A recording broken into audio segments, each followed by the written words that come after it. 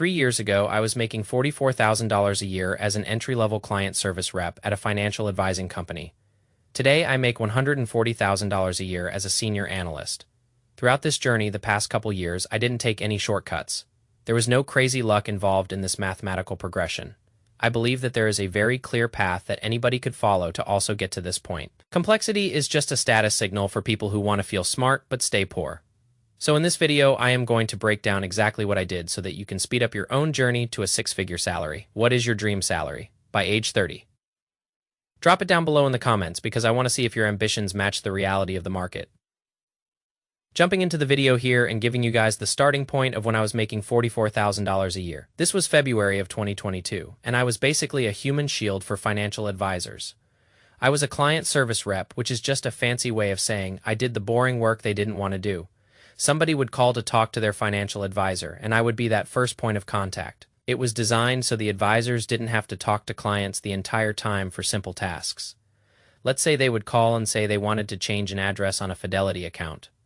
I could basically just do it for them, and honestly, it was a lot of clerical work. It was not hard at all, and it was very easy to the point of being mind-numbing. I had a bachelor degree in finance, so it really felt like I was not using my degree fully. It was administrative work more than anything else, and $44,000 is not much money. I am not saying it is horrible money, but it is definitely not good if you want to build actual wealth. In most states, $44,000 a year means you are probably going to want to have roommates. You live in a pretty small space and you live paycheck to paycheck while watching your life pass by. Even if you are very frugal making $44,000 a year, you can only save so much money. It is mathematically hard to build a substantial amount of wealth at that income level. That was one of the first problems I realized. And I think a lot of people in their early 20s are in that same boat. You can work pretty hard and be really good at your job, but the money just isn't going to stretch. Even if you are extremely frugal, your monthly budget has a floor that you cannot go below. If you live at home with parents and have no expenses, then a salary like that goes further. But for most people who are trying to live on their own, it just isn't going to go that far. In March of 2022, I decided to move across the country to an entirely different state. I had some friends from college who lived there and they really liked the lifestyle. In my mindset, I thought I could move to the city and get a new job with more upside. I also knew the state I was moving to was going to be a lot lower cost of living. I did not want to settle for $44,000 because I knew the ceiling was too low. Even if I worked hard, my salary wasn't going to go from $44,000 to $100,000 at that firm. The structure of the company only allowed for small incremental raises. You were either a client service rep or you became a financial advisor after decades. I wanted to make a lot more money a lot sooner because I value my time. Your early 20s are the best times to be investing because you have no baggage.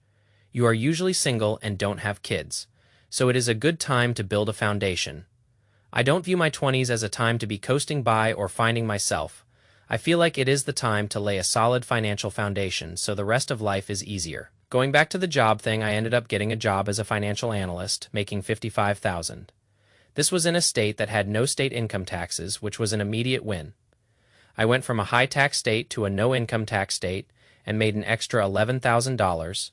I was working fully remote, which was not bad at all for my productivity. This was a really good time for me to develop my presentation skills with large data. I was presenting to people that were higher up in the company like directors and VPs. I also got much better at Microsoft Excel, which is the backbone of the industry. Being able to get really good at Excel and presenting data made me less intimidated by authority. After a while, you just get used to it and you know what to expect from leadership. The way I got good at these things was honestly just repetitive practice. I knew every new skill like Tableau or Power BI would be adding to my resume. I knew that although this job was good for now, I didn't want to do it long term. I didn't want to be there for 5 years because I didn't like being outward facing. I would rather present to a CFO of my own company than to people outside of it. Every new skill I learned was something I could speak to on my resume later. After a year and a couple of months, I realized they were not going to promote me. They would tell me to learn specific things and then move the goalposts when I finished. My manager kept saying I had to learn more and more without giving me the title. He kept moving the line further away, so I realized I wasn't going to move up there. I started looking for a new job as a senior analyst right off the bat. Normally those jobs want 3 to 5 years of experience, but I only had 1 year. I figured I had no downside because the worst they could do was say no. I ended up interviewing for a couple of months and faced tons of rejections. Eventually, I had a company that gave me a pretty good offer of $85,000. At this point, I was making $85,000 a year as a senior analyst, which was awesome. My boss was only a couple years older than me and gave me great exposure. I was working with the VP and the senior vice president and even the CFO. This job was more internal, which is exactly what I was looking for in a career. The people I was working with were all around my age, so it was a good environment. Everyone was supporting one another, but you still had to own your own work. It put me in an environment to help grow and build even more technical skills. My Excel skills had gotten very advanced and I was doing long-term financial modeling. I became extremely reliable because I could do complex things in a quick time period. It gave me more examples for me to speak on to my resume, which is the real currency.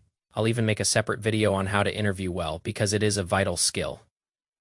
I worked at that $85,000 job from June of 2023 until January of 2020. In September of 2024, a different company announced they were acquiring us.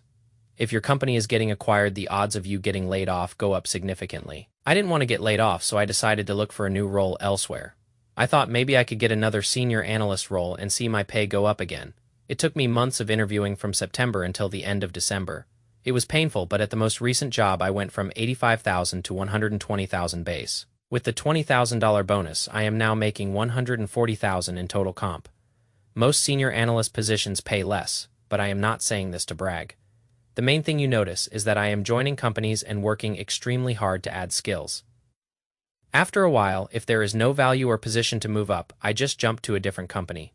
There is really not much downside to this strategy if you do it correctly. Option A is that you stay at the same company and don't move up much in pay. Option B is that you interview, and if they reject you, then you just keep your current job. If they give you a good offer, then you get a better environment and more money. New companies don't know your prior salary, so you have all the leverage in negotiations.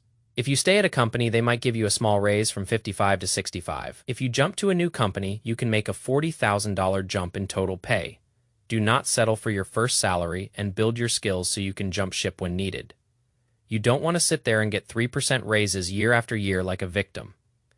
If there is any way to move up in salary by leaving, then you should just do it. Always make sure to ask a lot of questions when interviewing so you aren't miserable. You can't do this every 6 months, but you can do it every year or two if growth stalls. Changing jobs is the best way to increase your total comp while keeping expenses flat. That extra money is going to add up big time when you invest it every single month. Do not let the older generations tell you that you need to stay at a company for 10 years. That is a load of bullshit because loyalty doesn't pay the bills in this economy. The quickest way to move up is to change companies, and studies prove this clearly. Work hard and stack your skills and you will be set for the long haul. That is it for me, and I hope you enjoyed this breakdown of the game. Drop a like and hit that subscribe button if you want to stop being poor. I will see you in the next one when the coffee is better and the numbers are higher. Peace. Disclaimer. This video is for educational and entertainment purposes only, and does not constitute professional, financial, or legal advice. Any career moves or investment strategies discussed are based on personal experience and historical data, and individual results may vary significantly based on market conditions and individual effort.